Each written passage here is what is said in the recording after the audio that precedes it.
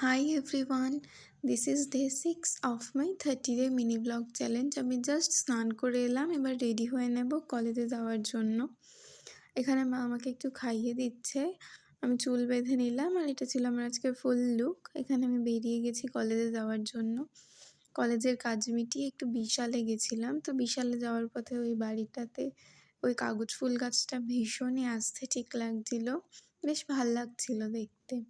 বিশালে কিছু home decor items দেখছিলাম, তার মধ্যে ওই ক্যাকটাস শেপের ইয়েলো ভাসটা বেশ ভাল লাগছিল, ভীষণই কিউট দেখতে ছিল। বাড়ি ফিরতে ফিরতে প্রায় 2:30-3টে বেজে গেছিলো। বাড়ি ফিরে লাঞ্চ করলাম, লাঞ্চে ছিল বিরিয়ানি। তারপরে আমি ঘুমিয়ে গেছিলাম।